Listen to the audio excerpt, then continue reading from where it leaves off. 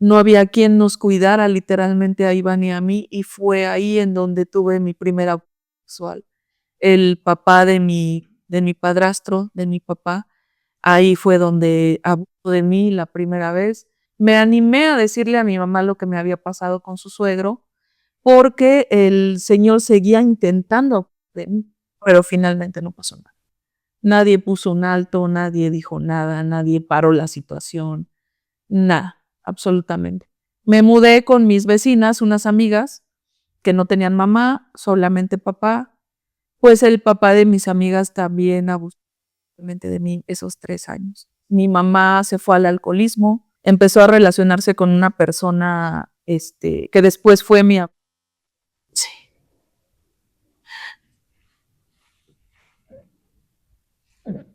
Recuerdo cosas que me decía o que me hacía, que me hacía verla como todo, menos como mamá. Me ofendía, me decía que yo era la amante de su esposo. Yo necesitaba una mamá, siempre busqué esa parte, yo creo que la extrañaba.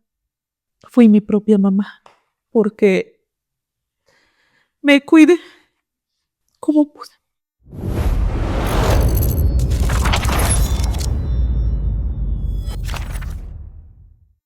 Por favor, ¿me das tu nombre, edad y a qué te dedicas? Mi nombre es Anabel, tengo 48 años y me dedico a representante médico de alta especialidad. Y vaya, qué alta especialidad, porque es cáncer, ¿no? Sí, oncología pulmonar en esta etapa de mi vida. Ajá.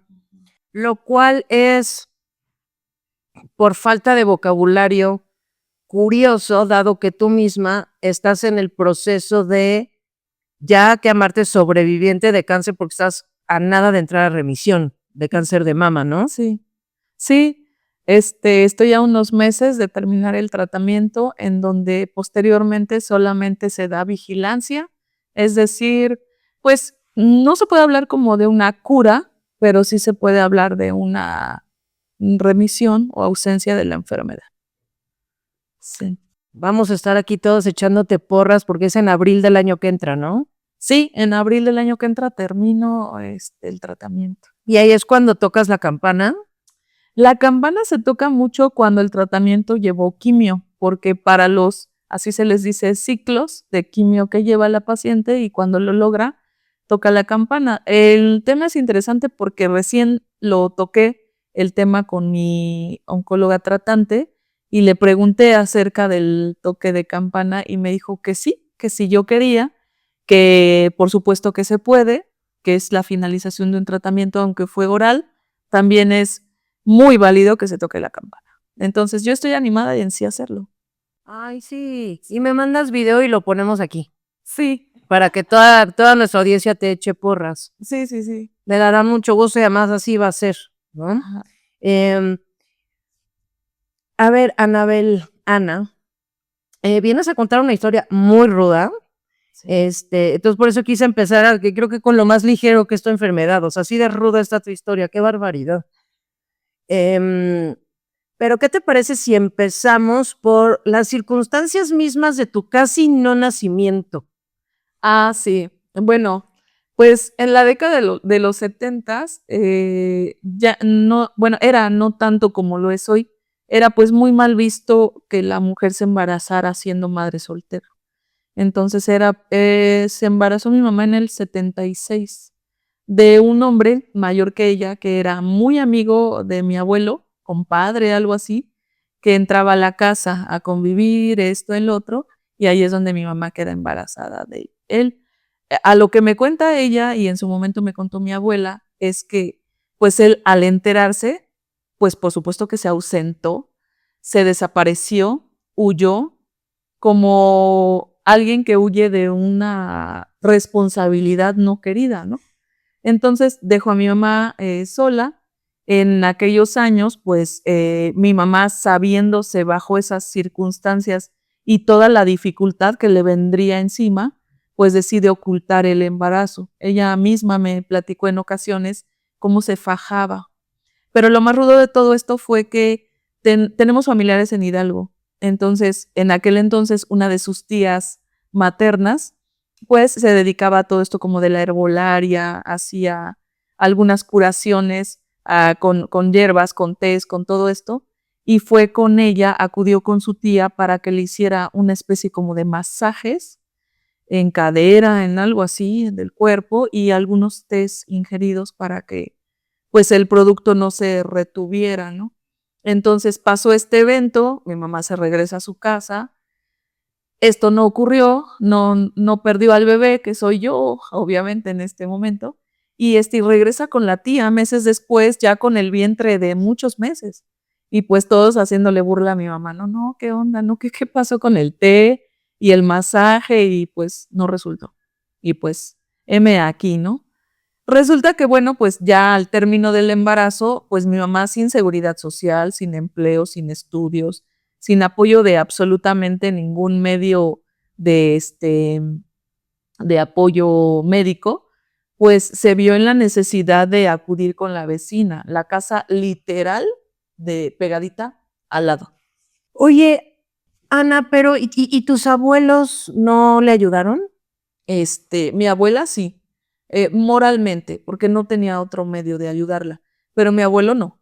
Mi abuelo, por supuesto que no, se molestó muchísimo Con ella, no con su amigo.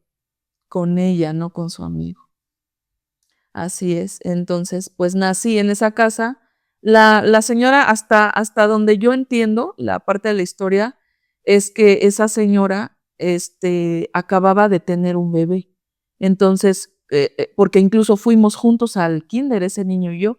Entonces, pues conocedora de toda esta parte de parir, yo lo veo así, pues asistió a mi mamá de buena gente, de buena onda y la ayudó, nací ahí, pero solo estuve ahí esa noche que mi mamá dio a luz y ya me regresé con mi mamá a su casa y con mis abuelos. Entonces era tanta la molestia, el enfado de mi abuelo, que a mí me cuenta mi mamá que en la habitación donde me recostaron echó un insecticida para cucarachas, para moscas, todo eso, pues para que me hiciera un efecto negativo, ¿no? Pero tampoco pasó nada. Ay, sí, tampoco. Me sacaron de ahí inmediatamente y continué mi vida. Así es. Entonces, así comenzó la historia de mi nacimiento. Ya pasaron los años, mi mamá tiene otro bebé que es mi hermano Iván y yo, somos los mayores, y continúa laborando para apoyarnos y asistirnos en los alimentos a Iván y a mí, mientras mi abuelita nos cuidaba. Oye, Iván, ¿de quién es hijo? Es de otra persona. No ¿Y es esa otra persona se hizo cargo de él? Tampoco, tampoco. Se quedó mi mamá sola con nosotros y mi abuelita que la apoyaba en el cuidado de nosotros. Mi abuelita tenía un hijo, casi de mi edad, un año más grande que yo. Entonces se convirtió mi abuelita en la cuidadora de 3 niños, en lo que mi mamá iba a trabajar para traer dinero a la casa, ¿no? Pasa el tiempo y más o menos por ahí de mis 8 años de edad, mi mamá encuentra otra pareja, este, se casa con él y nace mi hermana mediana, mi hermana la del medio. Nos lleva a vivir al Estado de México, en una casa muy pequeña, muy rudimentaria, en donde en realidad era un terreno tan grande que de los costados estaban sus hermanas con sus matrimonios y en la parte de abajo de nuestra casa estaban sus papás de mi papá.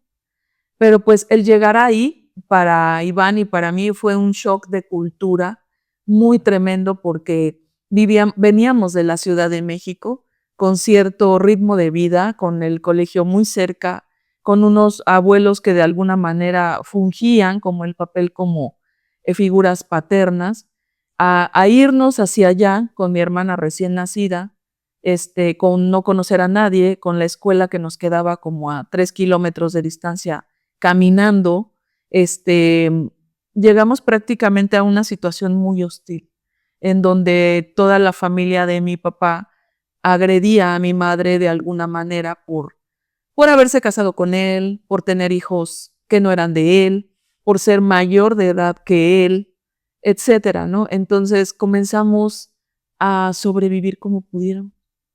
La mayor felicidad de mi vida en ese momento era mi hermana. O sea, yo la vi de bebé, hermosa, así chiquita, güerita, niña, dulce. ¿Tu hermana que está aquí con nosotros ahorita o la otra? La otra, Ah. la de en medio, Delia. Yo me acuerdo que salía de la escuela corriendo, me venía corriendo a la escuela para verla. Empezaron a pasar los meses, el tiempo, los días. Mi mamá cae enferma una ocasión en donde la tienen que hospitalizar. No había quien nos cuidara literalmente a Iván y a mí, y fue ahí en donde tuve mi primera abuso sexual. El papá de mi padrastro, de mi papá, ahí fue donde de mí la primera vez.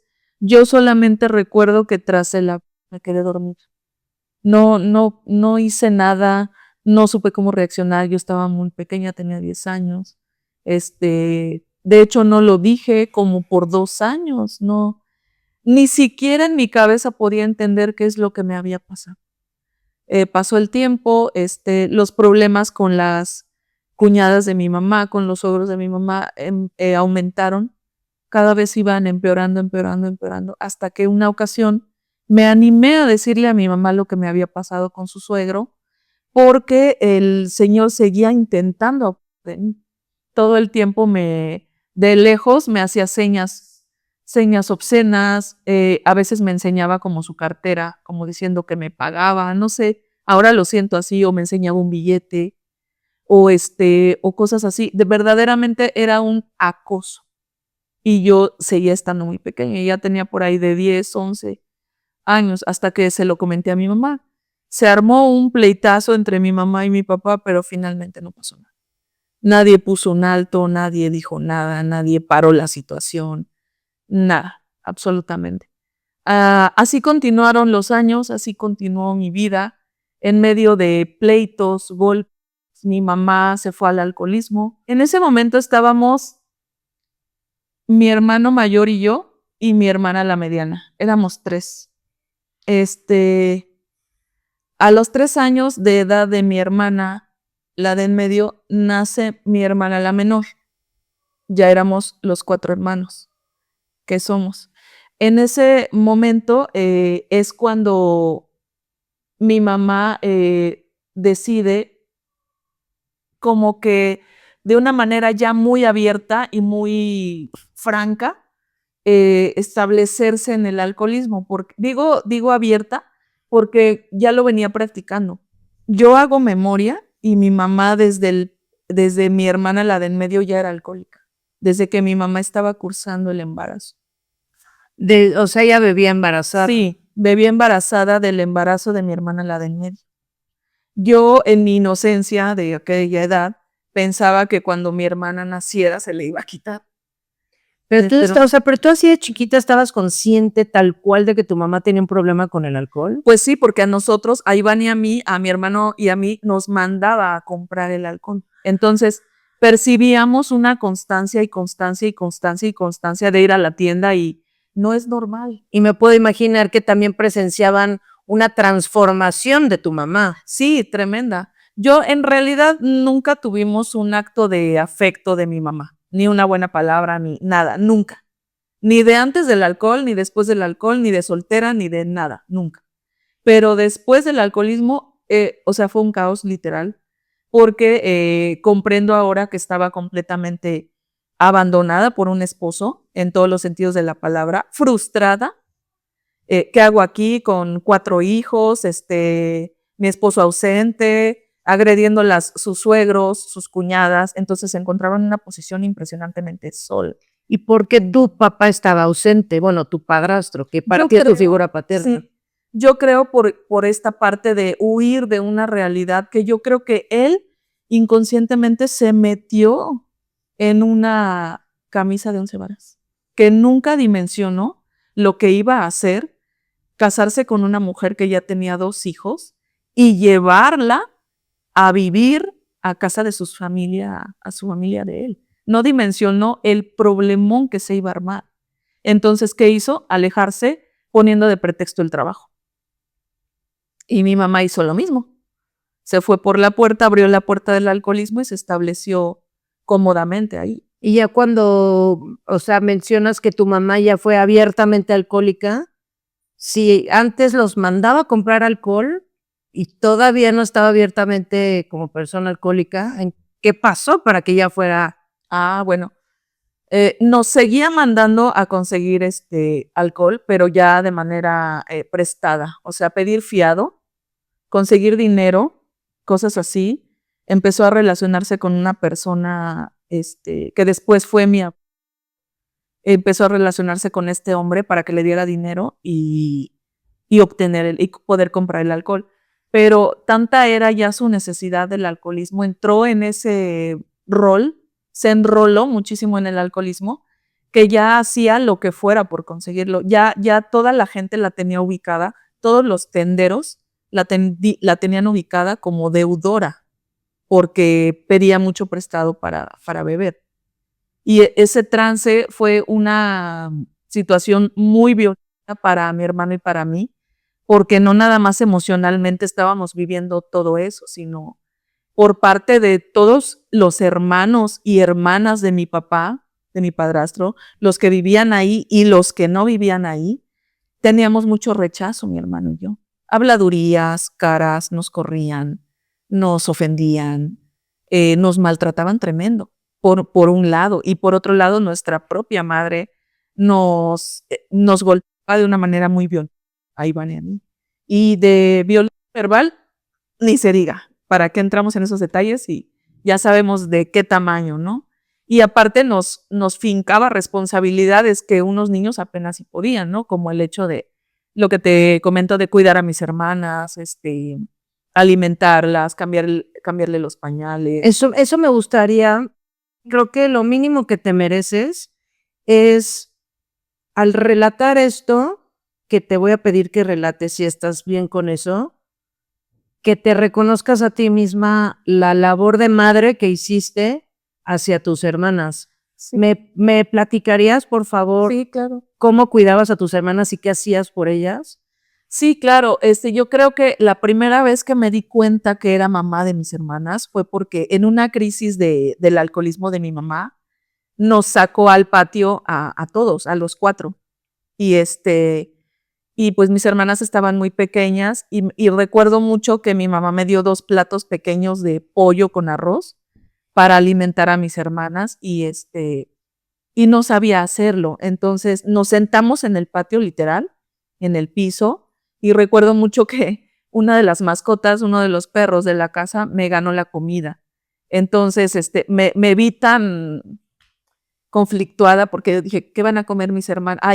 El hecho de preocuparme, de decir, ¿qué hice? ¿Por qué descuidé? ¿Cómo fue posible? Que ni cuenta me di. Yo cuando vi ya el perrito tenía la comida en la boca, ya no podía hacer nada. Fue cuando me nació esa necesidad de tengo que conseguir comida. Ahí me di cuenta que ya tenía yo encima una responsabilidad de mis hermanas. Y mi hermano también, porque de alguna otra manera él lo hizo. Después, ¿Qué hacías para conseguir comida? mucho hacíamos que tenía unas amigas vecinas, que después terminé viviendo con ellas, íbamos con ellas a pedir comida. O mi hermano bajaba con los suegros de mi mamá a pedirle comida para mis hermanas. Cosas por el estilo. Cuando había algo de comida en mi casa, yo estaba pendiente que la leche no se derramara, porque en primera recibía un castigo si se tiraba la leche, y en segunda no nos podíamos quedar sin leche para darle a las niñas. Entonces, ¿Y ustedes mismos, tú e Iván, qué comían?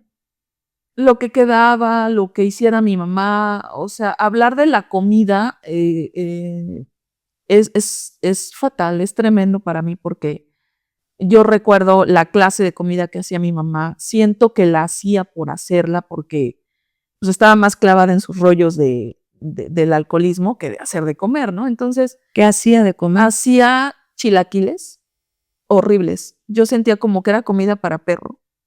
Secos, salados, sin salsa casi. Olvídate del pollo.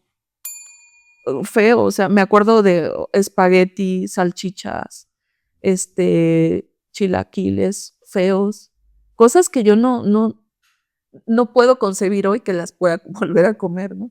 O sea, tú ni de broma comes unos chilaquiles. Sí, pero los hago bien ching. Yo sí lo sé hacer. Entonces, eso comíamos. Y así fue como entendí que tenía que cuidar a mis hermanas. Lavando su ropa. O sea, yo me acuerdo millones de veces esta parte de las manos quedarme ensangrentadas. Por tallar.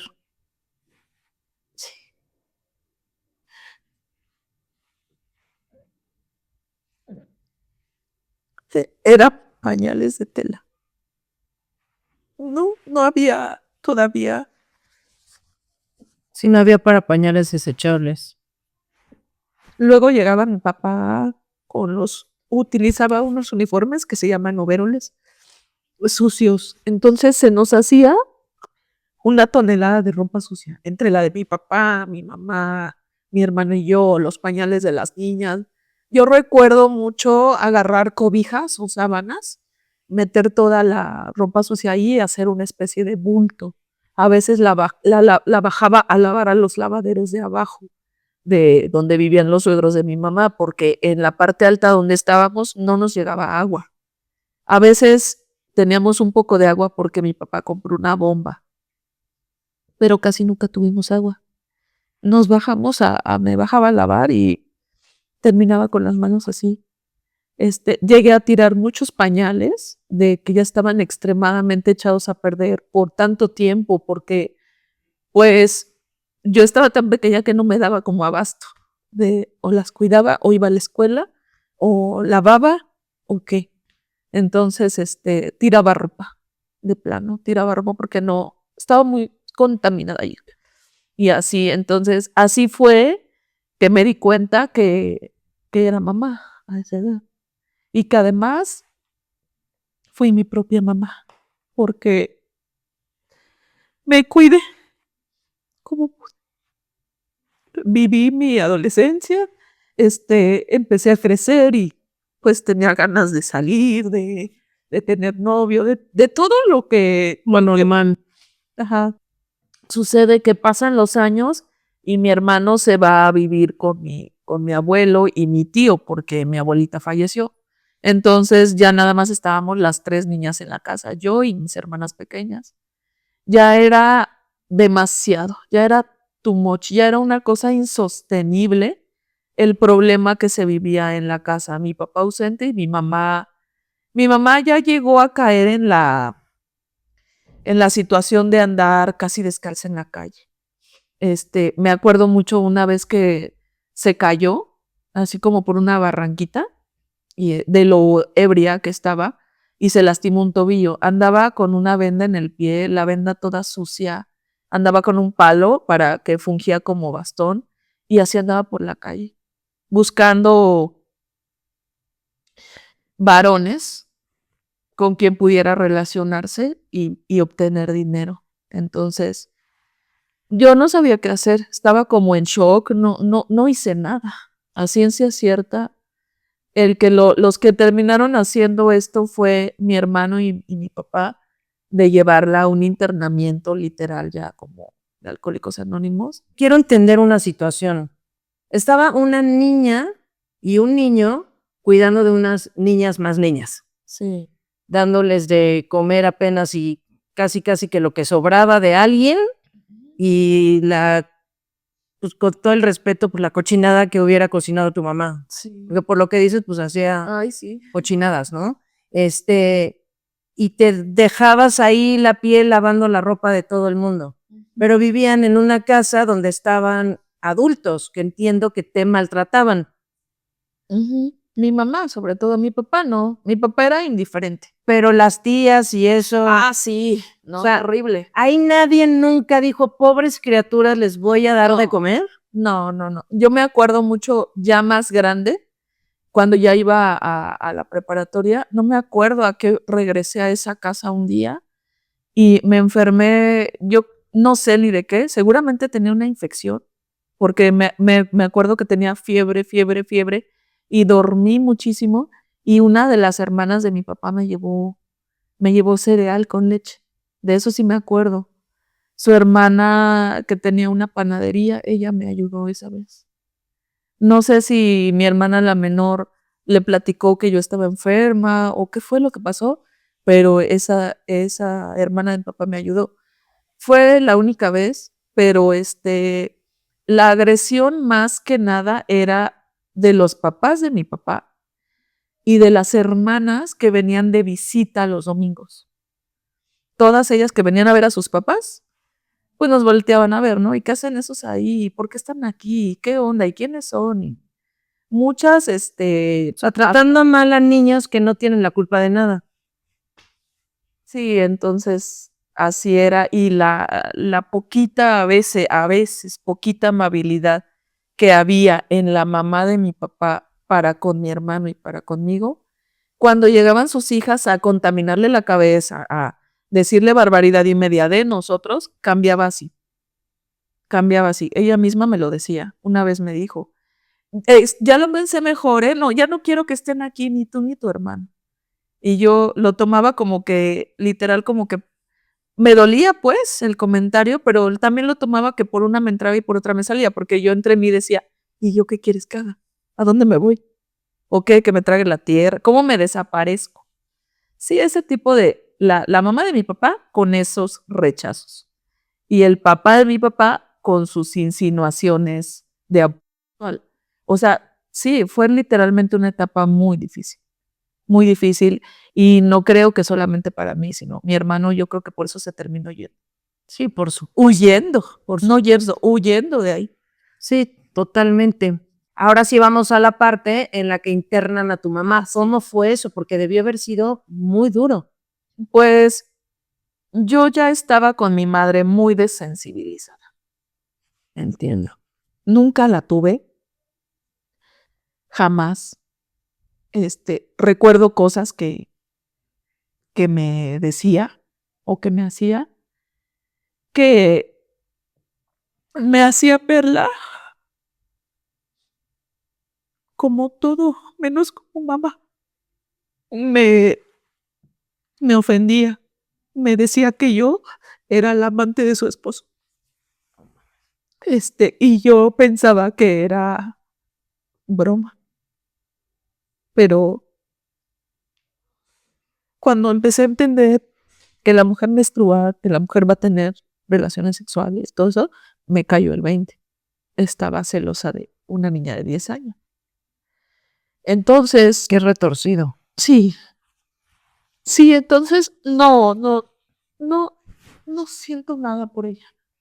Ya, yo literalmente la veía como una no la veía como nada, como nada.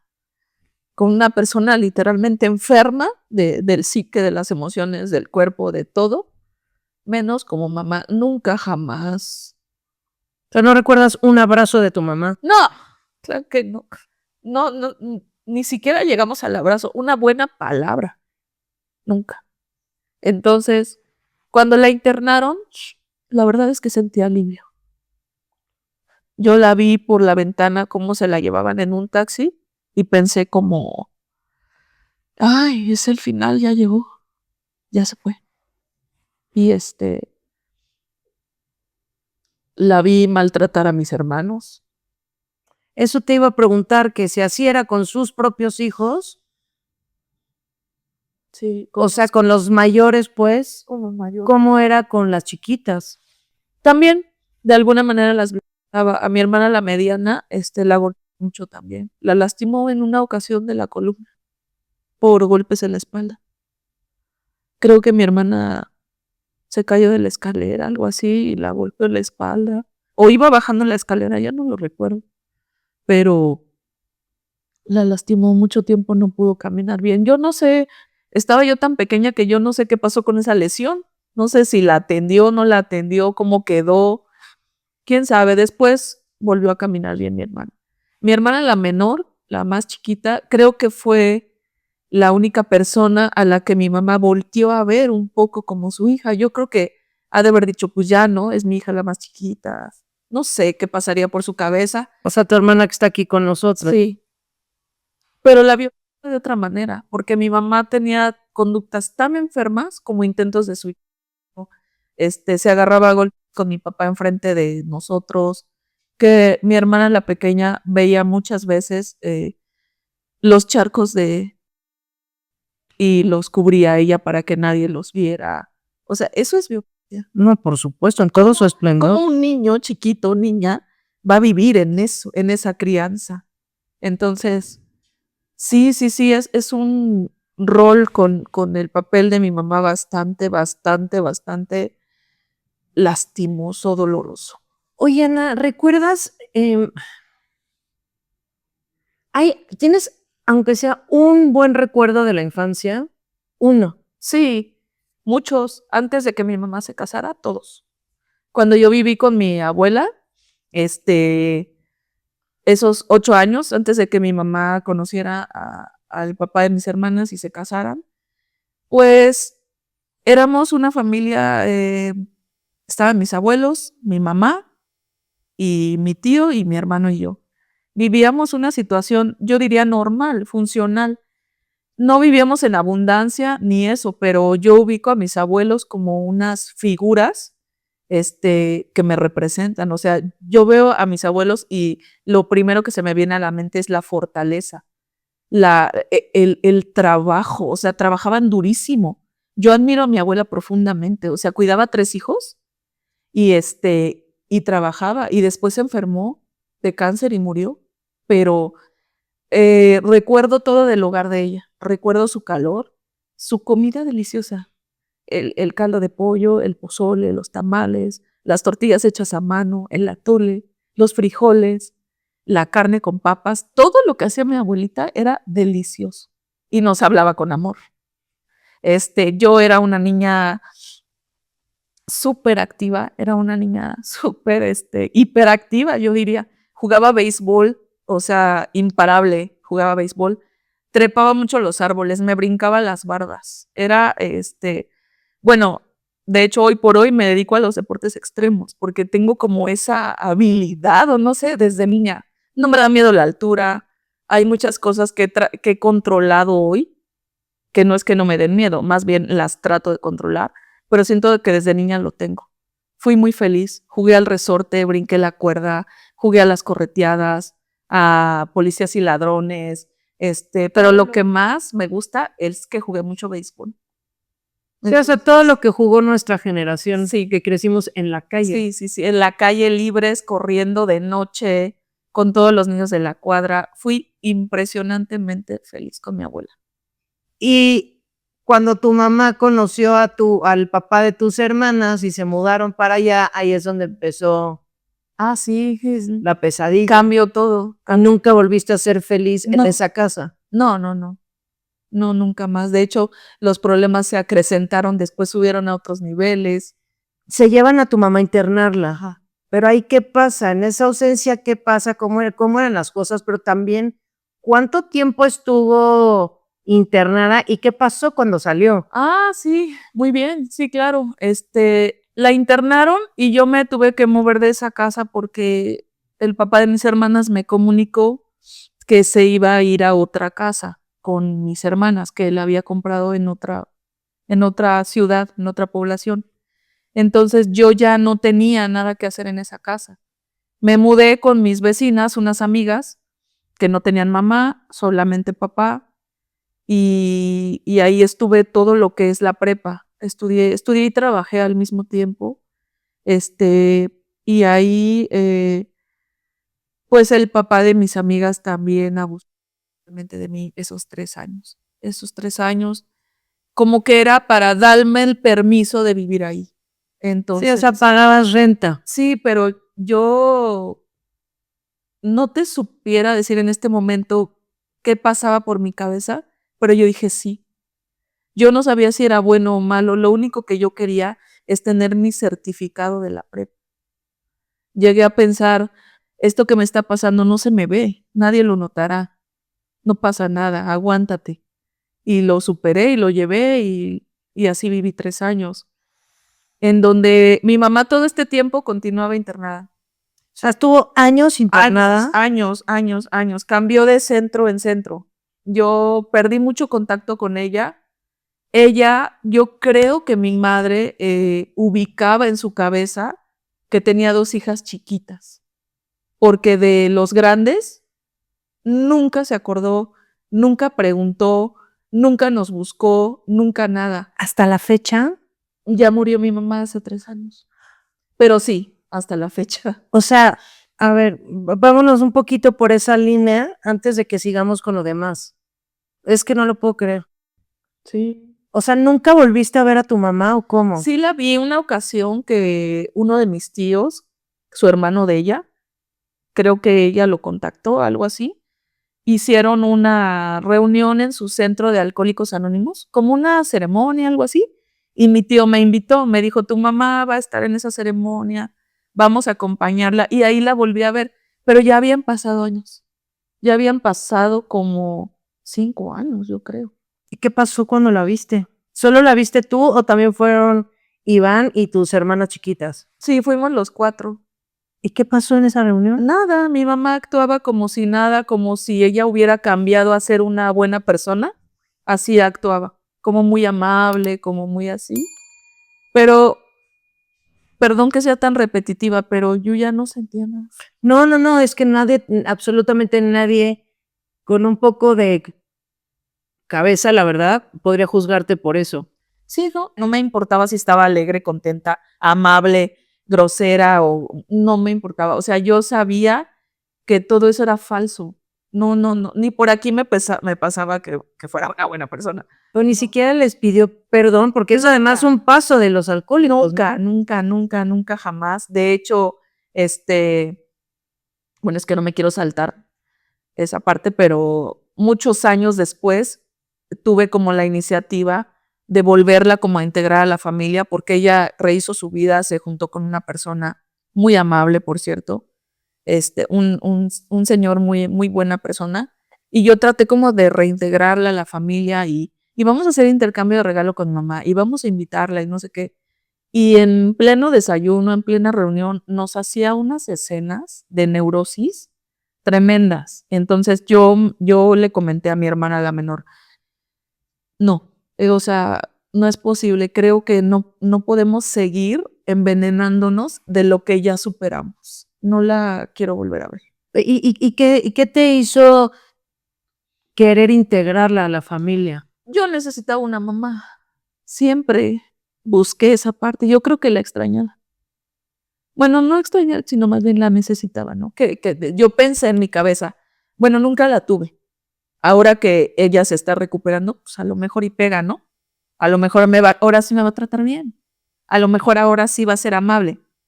No sucedió. O sea, el no rotundo estaba marcado. Nunca fue así. Y con los 3 mayores menos con la chiquita. No, yo creo que, te repito, para mi mamá en su cabeza estaban sus hijas pequeñas. Ya después me enteré que a ellas sí las buscó, que de alguna manera las contactó. A lo mejor no fue de la mejor manera, pero lo hizo. ¿Y por qué a ti y a tu hermano no? No sé, no sé. Se le borró del mapa sus hijos grandes. A lo mejor pensó, pues ellos ya se fueron, están más grandes. No lo sé, no tengo la respuesta ni nunca lo sabré, pero obviamente mis hermanas no tienen culpa de eso, ni mucho menos, pero más o menos te comento cómo funcionaba la cabeza de mi mamá, o lo que yo veía, más o menos. Así es. Sí, porque, o sea, porque hace rato decías que con la que llegó a ser amable fue con tu hermana la más chiquita que está aquí con Sí, nosotros. sí, con ella sí. De hecho, una ocasión que mi mamá le dio un evento vascular cerebral, ya tiene pocos años, ya de muy grande, yo acudí al hospital a verla y fue un rechazo total. Así de, ¿por qué estás aquí? ¿Dónde está Diana? Llámale a tu hermana, yo la quiero ver a ella, tú no, tú vete. Fue así tremendo, fue una vez más la confirmación de a ti no te quiero ver ni nunca te he querido ver. Pero entonces, no has como pensado en alguna hipótesis de por qué fue así contigo. Sí, claro, porque siento que al ser su primer hija, le tocó vivir una etapa tremendamente difícil, como todos los rechazos que sufrió en su casa y las hostilidades por el hecho de que yo nací. Se enfrentó a una realidad muy cruda, muy violenta en esa etapa tan joven de su vida, que tuvo que sola, a costa de mucho sufrimiento, sacar adelante. Y porque estaba celosa de la niña de 10 años. Bueno, esa enfermedad no sé de dónde le salió cuando se encelaba de mí con su esposo. De hecho, una ocasión, mi padrastro me defendió porque cuando él iba llegando del trabajo, ella me estaba golpeando, me estaba violentando muy agresivamente y él me defendió y me obligó al otro día a escribir en una libreta todo lo que me hizo ella. Me dijo, escribe todo, que te dije, cómo te pegué, todo, para que cuando él llegue se lo describas y te pueda defender más. Continuaba como en su celo. Sí, cosas muy retorcidas, muy enfermas. Tu mamá claramente era una mujer profundamente enferma. Sí. ¿De qué murió? Mi mamá murió le dio un segundo EBC, un evento vascular cerebral. Al darle el infarto cerebral se desvanece y cuando se desvanece se rompe la cadera. Entonces, pasaron 15 días porque a mí me notificó mi hermana y su pareja que se había caído. La verdad yo no le di importancia porque pues no era una prioridad en mi vida, evidentemente. Entonces, se cayó, dije, pues acuéstenla en la cama, no sé. Pasan 15 días y nos damos cuenta que no hablaba bien, no se levantaba, no se alimentaba. Cuando la fuimos a ver mis hermanas y yo, ya estaba de hospital. La internamos, mi hermana, la de en medio, fue la que entró a hacer el registro, le hicieron rápido estudios porque ingresó a urgencias y ahí notificaron que tenía rota la cadera y el EBC, el evento vascular cerebral, había hecho muchos estragos porque pasaron 15 días. Entonces, de ahí la trasladan a Magdalena de las Salinas y entra a cirugía por la cadera, no por el coágulo en el cerebro. Entra a cirugía por la cadera y fallece al siguiente día. Sí, entonces... Yo sí, esa vez del hospital, yo sí les comenté a mis hermanas, yo las acompaño y la trasladamos en mi carro, lo que quieran, pero yo no voy a entrar. No tengo deseo, el más mínimo deseo. Entonces, No, y ni ella tampoco. no, pues no me quería ir. Sí, así las cosas. ¿Y qué sentiste cuando murió? Muchos sentimientos encontrados. De hecho, fue una etapa difícil porque es muy complicado que alguien entienda mi posición. Es muy complicado que alguien entienda que no sientes nada por tu mamá. Es muy complicado. Es muy mal visto en México culturalmente, hablando de la sociocultura. Esto no es así. Normalmente la mamá siempre está en un altar y mi madrecita. Pues sí, pero las madres que se lo merecen. Claro, ¿cómo te explico que a mí no me pasó eso? Que yo no tengo a mi mamá en un altar.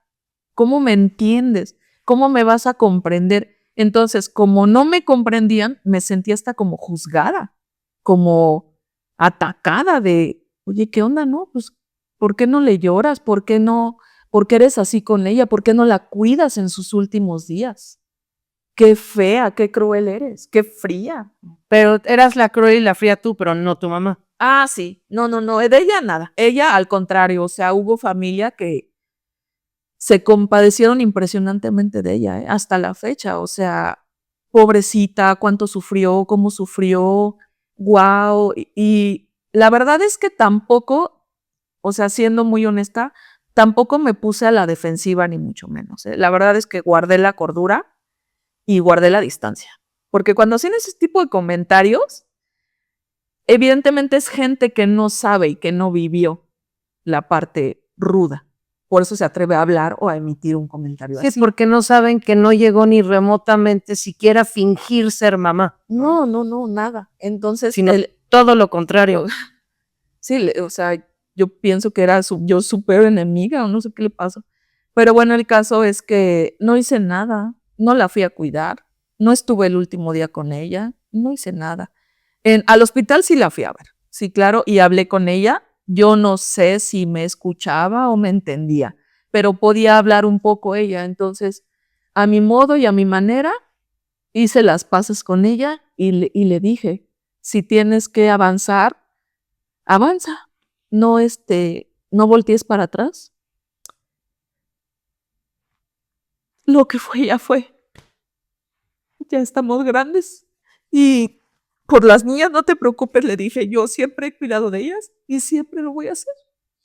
Y vaya, se casó, ya se fue lejos. Bueno, pues me despedí de ella y al otro día murió. Y ya. En el funeral fue difícil. Fue difícil porque otra vez estaba esa lucha en mi cabeza. Siento, pero no siento. Me duele, pero no me duele. Y además me decía, la vas a extrañar. Pues siempre la extrañé. No es ahorita porque se murió, sino esa parte de mi vida no me tocaba, no me tocó tener mamá. O sea, tenerla en presencia, pero no en ningún otro rubro, ¿no? Entonces, pues no sé, cuando se fue, siento que se cerró el ciclo para siempre, ¿ya? O sea, me convencí de que no la tuve ni ya nunca la tendré. Por si en mi corazón o en mi cabeza cabía un poquito de duda de, a lo mejor reflexiona y cuando yo cumpla tal edad o así va a reflexionar, pero no, ya no. De hecho, sus últimos años fue cuando me enfermé y ella ni siquiera se enteró. Nunca supo que me dio cáncer. Preferimos no decirle. No tenía sentido.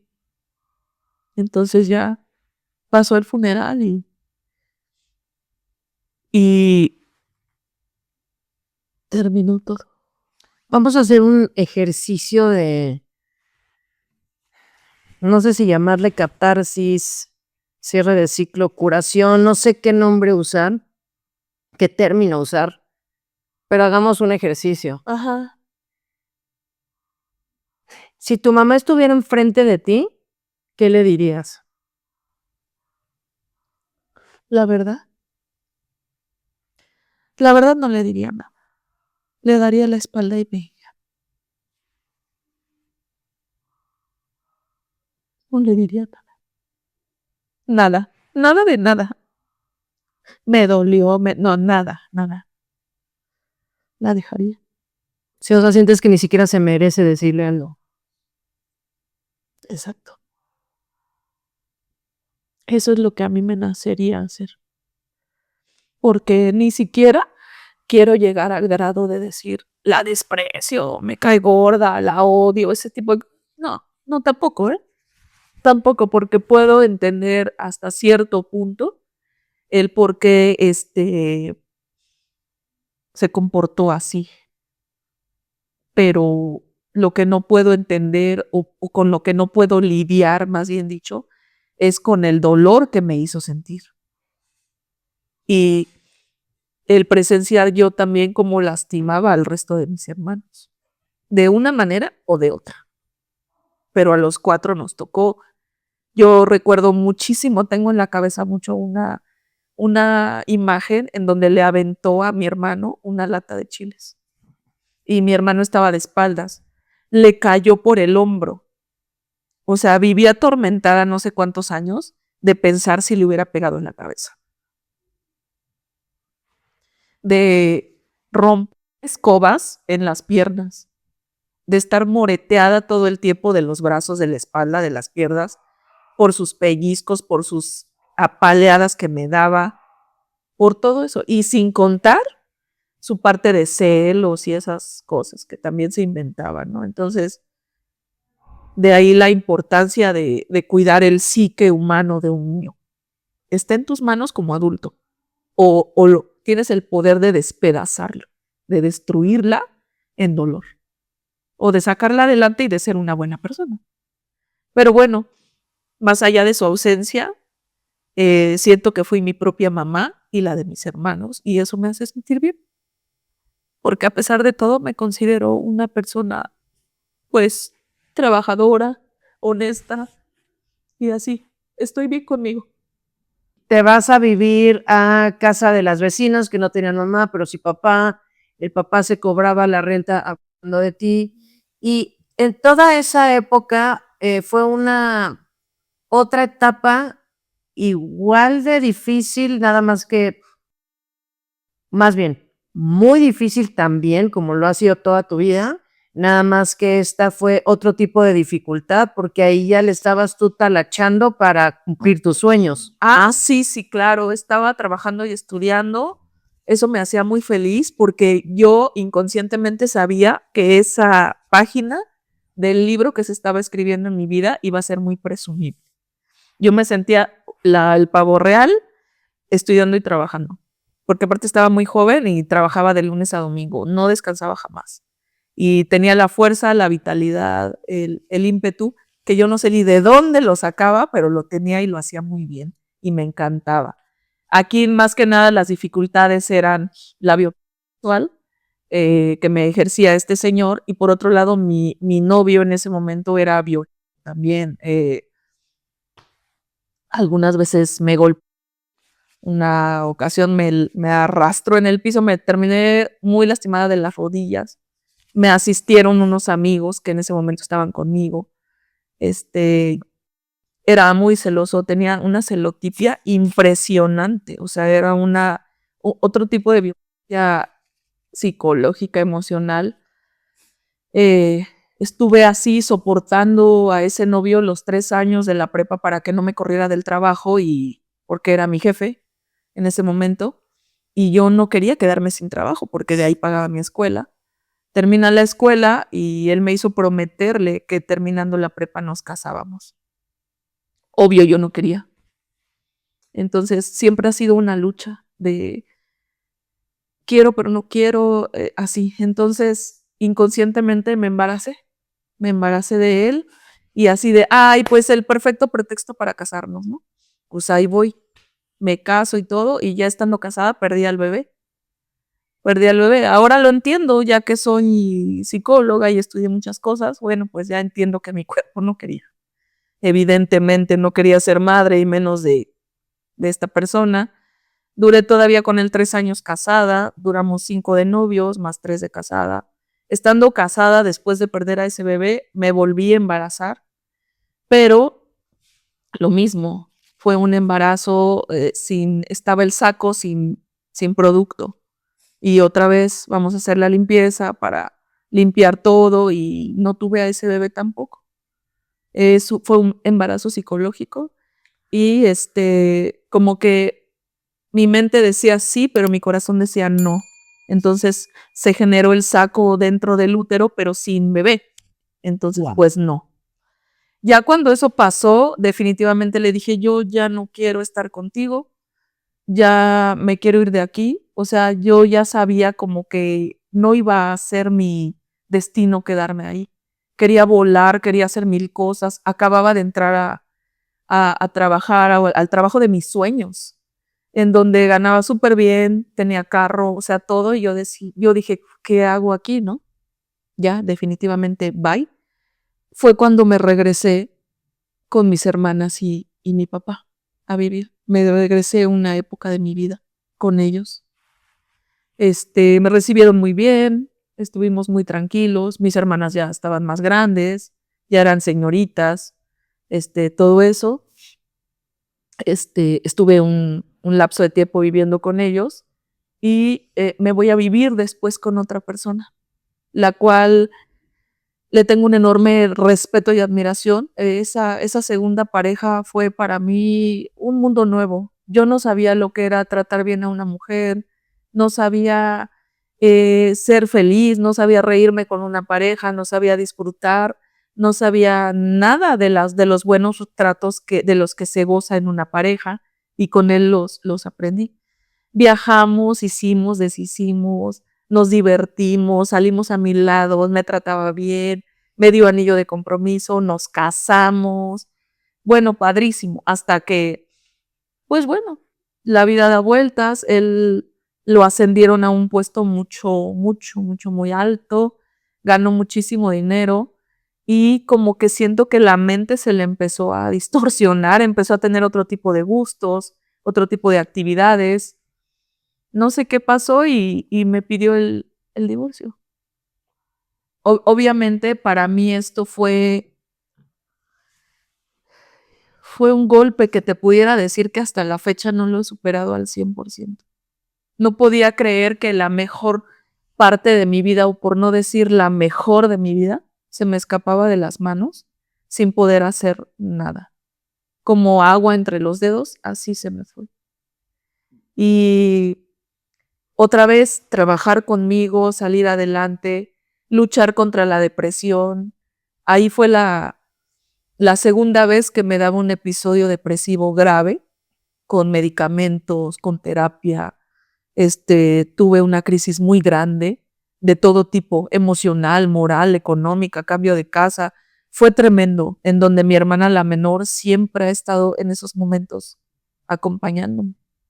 Empezó a pasar el tiempo, superé esa etapa, continué con mi trabajo, entré a un nuevo trabajo en el 2020, antes de la pandemia, entré. Empezó la pandemia y en el 2021 fue cuando de nuevo tengo un episodio difícil en mi vida. Me diagnosticaron con cáncer de mama.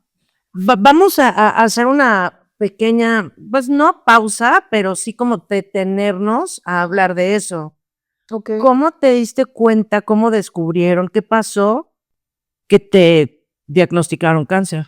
Sí, claro. En esos momentos, creo que esto no lo había mencionado con nadie, pero vale la pena para dar un poco de contexto del cáncer de mama.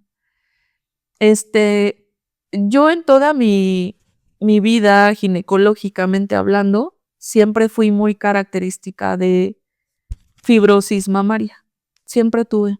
Entonces, eso no quiere decir cáncer, ni mucho menos. Pero recuerdo mucho que en pandemia me hice mi mastografía, a lo cual mi doctora me dijo, no veo nada, tienes tanta ya fibrosis que no alcanzo a ver nada que hay detrás. Vuélvetela a hacer. Y yo le dije, ok. Me dijo, pero no urge, ¿eh? Después porque estamos en pandemia, ahorita nadie te va a hacer caso, no pasa nada. Entonces, decidí ir con otro ginecólogo, cambiar de la doctora a un doctor, a otro doctor. Entonces, llego con él y me hace todo, incluyendo el ultrasonido de mama, todo el chequeo general, incluyendo ultrasonido de mama. Ahí es donde por primera vez me ve a lo que él llamó un bulto, ¿no? En el seno izquierdo. Y me lo estuvo revisando en varias ocasiones, como en 3 ocasiones, para repasando y repasando el ultrasonido, para ver más o menos de qué tamaño estaba, qué comportamiento estaba teniendo, hasta que pues me dijo, definitivamente esto ya está creciendo mucho, está haciendo como ramificaciones, no es normal y necesito que inmediatamente, lo más pronto que puedas, me traigas tus documentos de seguro de gastos médicos mayores para proceder a cirugía. Entonces, cuando él me dijo eso, yo la verdad ya es que me alarmé demasiado y se me hizo muy raro el comentario de no analizar qué era, porque nunca me dijo qué era. De hecho, eso te iba a preguntar, o sea, ¿qué cirugía era? ¿Una biopsia? No, quería definitivamente quitar el seno. Entonces fue donde todo se me descuadró. Yo dije, este procedimiento no es así, ni las cosas van así. Ya definitivamente fui con amigas oncólogas que conozco, con una en particular, toqué la puerta con ella y le dije, oye, doctora, me está pasando esto y me quieren hacer esto. Y me dijo, por supuesto que no. Eso no se hace así, te vas a biopsia, porque yo necesito saber eso que está ahí, qué es, cómo se llama y cómo se apellida, para que yo sepa qué es y darte el tratamiento de lo que es. No es cortar por cortar. Esa es una de las cosas, médicamente hablando, que a la actualidad me sigue sorprendiendo, que eso pase. Entonces, bueno. Sí, es negligencia médica. El criterio oncológico no lo hay, no lo tienen y no se abren a eso. Entonces, pues qué decepcionante. Entonces, me fui con ella, me hizo todo el protocolo como Dios manda, como debe de ser, y ahí en la biopsia salió carcinoma de la mama. Y ya me dijo, lo que se va a hacer esto, porque yo estaba previa a una cirugía de ovario, porque tenía muchos quistes. Y me dijo, se detiene tantito tu cirugía de ovario y nos vamos a enfocar en la mama. Y del otro lado también tienes otro tumor. De un lado tienes cáncer y del otro lado es otro tumor que no es cáncer, pero es muy feo y deforma la mama y es muy agresivo. O sea, te la lastima horrible. Así es que se van a volar las dos mamas de una vez. Y pues sí, yo en sus manos, ella con todo el equipo, cirujanos, también la cirujana plástica, todo, empezó el protocolo de gastos médicos mayores y así empecé una serie de cirugías. Primero entré por las mamas y los ganglios, que afortunadamente salieron negativos, no había metástasis, mucho menos. A los 3 meses quitar los ovarios y el útero. Después me dio apendicitis, otra cirugía más. No, bueno, así fue una serie de cirugías continuas, muy desgastantes para mí, para mi cuerpo, para mis emociones. O sea, yo apenas estaba eh, comprendiendo que a mí me había dado cáncer, como asimilando esa realidad cuando ya estaba en el quirófano por la otra situación, ¿no? Del ovario y luego del útero y luego del apéndice y luego de las cervicales y bueno, ha sido tremendo estos 4 años y medio que llevo en tratamiento, mi passion journey por el cáncer de mama. Ha sido muy, muy difícil. Entonces, eh, durante la recuperación de la cirugía de cáncer de mama, ahí tuve un episodio otra vez muy complicado con acoso laboral, ya que los líderes en ese momento, mis managers, jamás comprendieron la enfermedad, jamás comprendieron la incapacidad y jamás comprendieron el apoyo moral hacia una persona con este tipo de padecimientos. Entonces me exigían cosas, me pedían trabajo, me maltrataban de una y de mil maneras, hasta que en una de las cirugías ya la situación era bastante hostil y muy insostenible, ya de alguna manera insoportable ya para mí. Y por consejo de una persona muy querida para mí hasta la actualidad, me recomendó acudir con recursos humanos. Afortunadamente me apoyaron muchísimo. Se empezó una investigación, procedió y los retiraron de mi área, los cambiaron de área. No como tal los sacaron de la empresa, pero sí los retiraron de mí. En ese periodo de mi vida me casé con una persona de muchos años atrás que yo conocía, a lo cual también pasé una etapa difícil porque pienso que tampoco comprendió, no supo sobrellevar toda esta vorágine de enfermedades, cirugías, de tratamientos. Entonces, su actitud fue hostil o de abandono o de ausencia o de muchísima hostilidad hacia mi persona y de descuido hacia mi persona, ¿no? Entonces, entre el acoso laboral, la recuperación del cáncer y el maltrato de una pareja, terminé con una taquicardia impresionante y ataques de ansiedad horribles. Tenía todo el cuerpo lleno de urticaria todo el tiempo. Porque no dormía, porque tenía miedo, porque me daban ataques de pánico, porque iba manejando, porque me regañaban, porque yo pensaba que me iban a correr, porque tenía pánico de morirme por el cáncer cuando mi cabeza no entendía que ya me habían operado. Entonces, tuve a bien acudir a terapia para sobrellevar todo este reto impresionante que en ese momento me invadía, ¿no? Entonces, las cosas se fueron acomodando con el tiempo. A estos jefes los quitaron de mí. A esa pareja que tanta ausencia y tanto dolor infringió en mi persona, pues hoy por hoy estamos separados. Eh, Creo que ha sido muy complicado para mí. Sin embargo, en este momento he regresado con mi padre y mis hermanas y estoy en una época mucho más relajada y más tranquila, reflexionando de mi siguiente paso, de mis siguientes pasos y de la plenitud Que te que mereces tanto deseo y que tanto te mereces. y que me merezco. Justamente esa era la siguiente pregunta que te quería hacer como para empezar a cerrar. ¿Qué sigue para ti? ¿Qué quieres? ¿Qué deseas y con qué sueñas? Claro, justo en la recuperación del cáncer, la terapeuta me recomendó que tuviera una mascota. Yo no me atrevía en ese momento a tenerla porque pues ni podía, apenas estaba sobreviviendo de tantísimas cosas que me estaban ocurriendo y en algún momento ya lo llegué a considerar y en ese momento mi esposo me la regaló, me regaló una perrita. Después yo adopté al perrito como para hacer la pareja. Hay una canción desde hace muchos años de mi vida que me gustó mucho. Es una canción vieja de Eros Ramazzotti en donde habla de dos delfines que son liberados. Y yo siempre dije que cuando tuviera unas mascotas iba a tener hembra y macho y les iba a poner así. Entonces, a la perrita sí le puse así, al perrito no, porque en ese momento de mi vida, mi jefe, el que me hacía el acoso laboral, así se llamaba, como le tenía que poner al perrito. Entonces le cambié el nombre. Posteriormente ese perrito fallece por desgracia y adopté otro perrito y ya le puse el nombre. Entonces, Silver y Nisi son la fuente más impresionante de refugio, de amor, de comprensión, de lealtad. Ajá.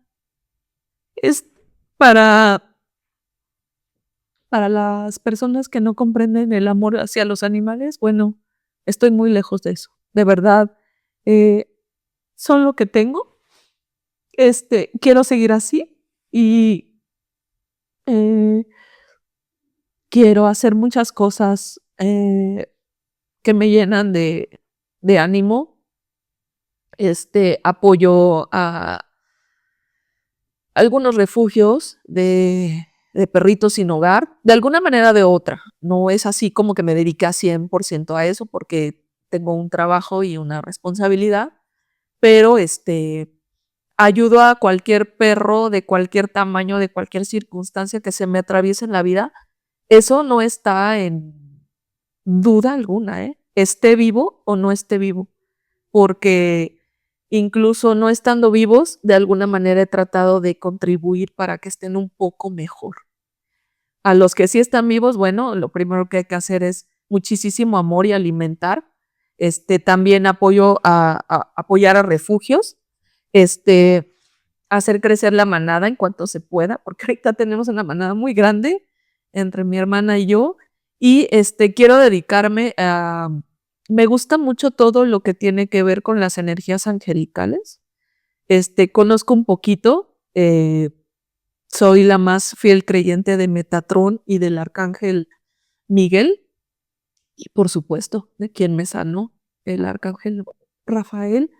Y como sueño dorado de cuando venga la etapa de mi jubilación y que ya no trabaje para una empresa, quiero dedicarme al embalsamamiento de cuerpos.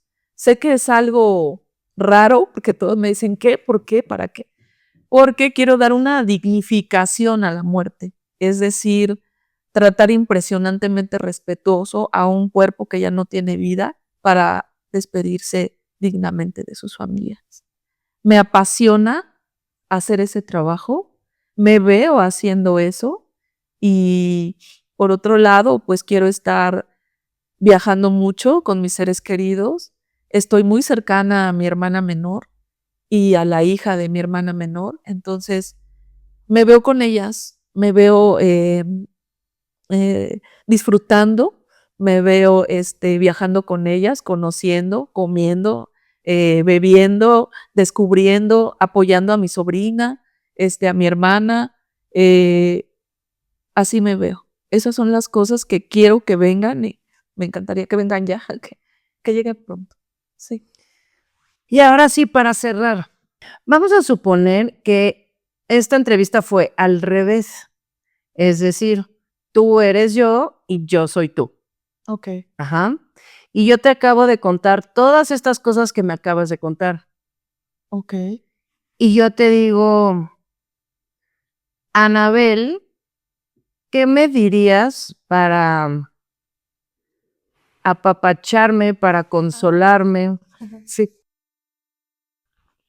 Y para hacerme sentir un poquito mejor. Ujú. Te diría, me impresiona tu historia.